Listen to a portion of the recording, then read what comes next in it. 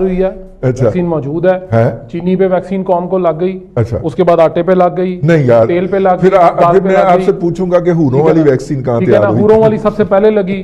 तो इतनी सारी वैक्सीन लग गई हैं कि मेरे तो बाजू में जगह नहीं बची, अच्छा, इधर भी नहीं बची, इधर भी नहीं बची। बाकी आपको पता ही है जी कि किधर लग सकती है, अब क्या इसका जवाब दूं।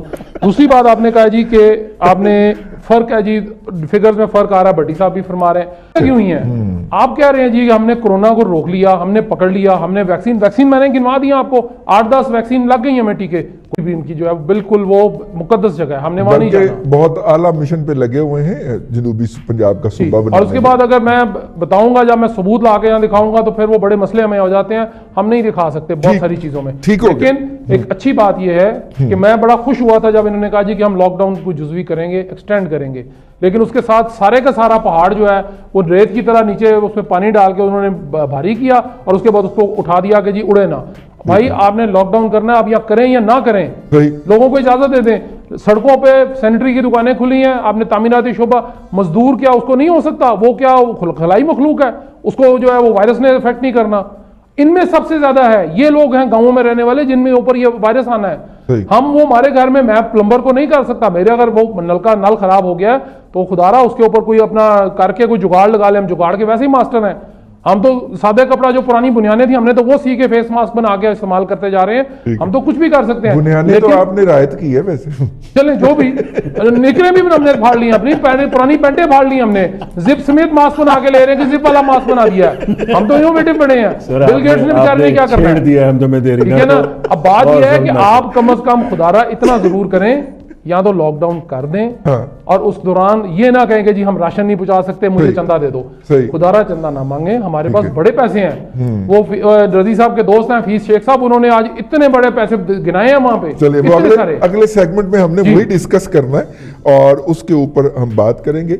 लेकिन एक सवाल जो है जिसका किसी भी पार्टिसिपेंट ने जवाब नहीं दिया कि वो जो हूरों वाला टीका है उसमें वैक्सीन कौन सी है प्रोग्राम में फिलहाल, जिसपे मैंने 2 करोड़ 30 लाख का नंबर भी बोला था कि भाई ये इतना ज्यादा भी हो सकता है तो एहतियात करो।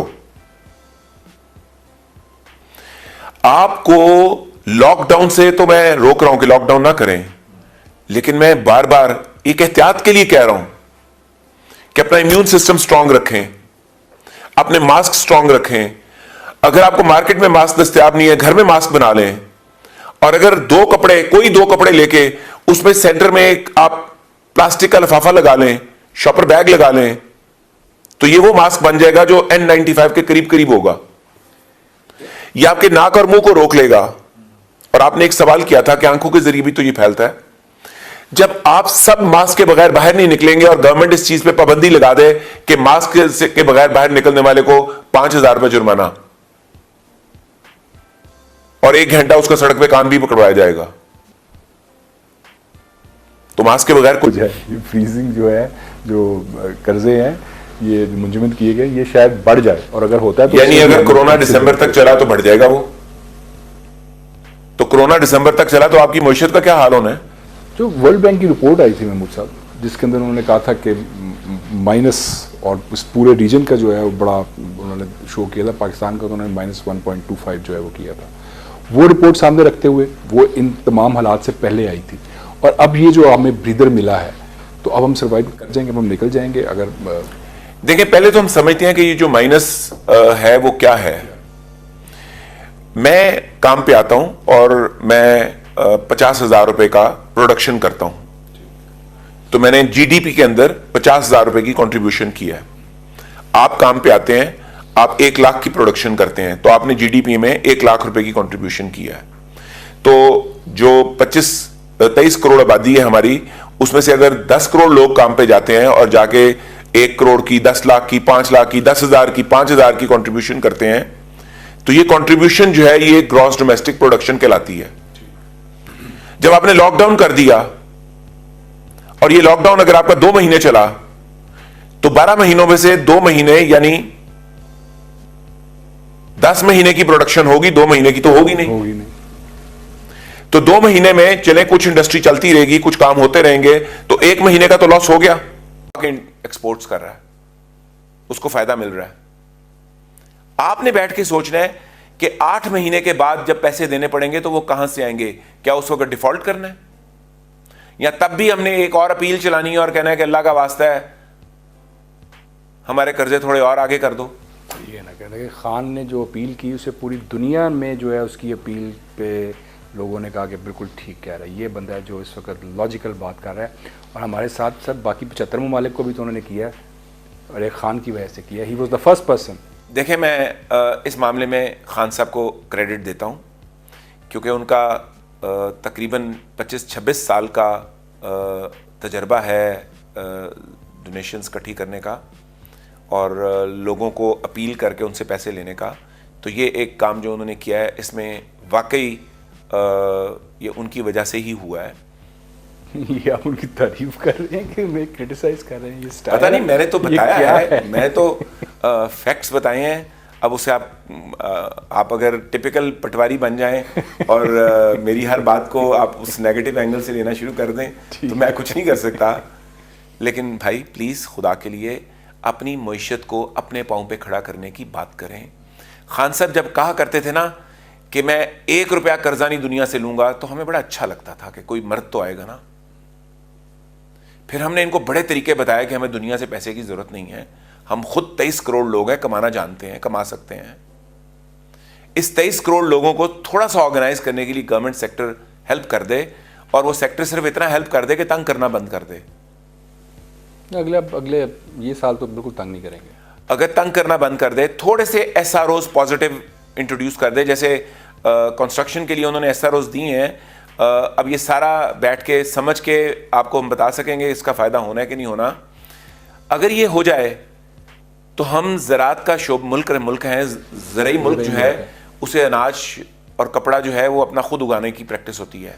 تو ہمیں انٹرنیشنل کمیونٹی سے کچھ بھی نہیں چاہیے ہوگا، قرضے نہیں چاہیے ہوں گے. قرضے اتارنے کے لیے قرضے چاہیے نا، تو قرضے اتارنے کے لیے پاکستانی جو بیرون ملک ہیں وہ جتنا پیسہ بھیجتے ہیں اس سے قرضے اتر جائیں گے. اور جو ایکسپورٹس ہماری نہیں ہو رہی ہیں اتنی امپورٹس بھی کم ہو گئی ہیں تو وہ بھی بیلنس ہوتی ہیں. تو آپ بیٹھ کے اگر پراپر طریقے سے پلان کر لیں اور رضا باقر جیسے بے وقوف لوگوں سے جان چھڑا لیں جنہوں نے اب 9% کیا ہے، اب ان کو کرنا چاہیے 4%.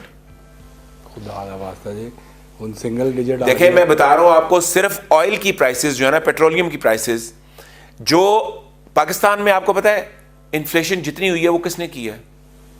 سرکار نے. 1 مہینے بجلی کے بل بڑھاتی تھی، اگلے مہینے گیس کے بل بڑھا دیتی تھی. بڑھاتی کتنے %؟ 200%. اگلے مہینے دوائیوں کے بل بڑھا دیتی تھی، کتنے %؟ 100%. ایک دفعہ بڑھا دیا، پھر 100% ایک دفعہ بڑھا دیا.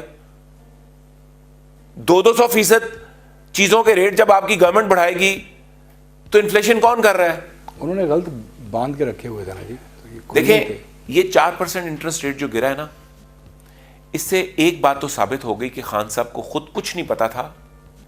جو ان کی ٹیم بڑھانے کو کہتی گئی وہ بڑھانے دیتے گئے اور خاموشی سے تماشبین بنے رہے. اور اب جب انہیں شور مچایا کہ بھئی اس کو کم کرو کم کرو کم کرو، تو پہلی دفعہ جو صحافی ان کو ملنے گئے اور بیٹھ کے وہاں شور مچا کے آئے کم کرو اور 9% پہ کم از کم اس کو لاؤ، تو خان صاحب کو پہلی دفعہ پتا چلا اس کو تو کم ہونا چاہیے. یہ پتا چلتا ہے اور پھر انہوں نے دباؤ ڈال کے کم کروایا. یہ خان کا دباؤ ہے بظاہر تو یہی لگ رہا ہے نا. وہ چنگا کام کیا نا سر، انہوں نے تو اچھا کام کیا، لیکن پوری طرح معیشت کو تھوڑی دیر لگا کے سمجھ لیں.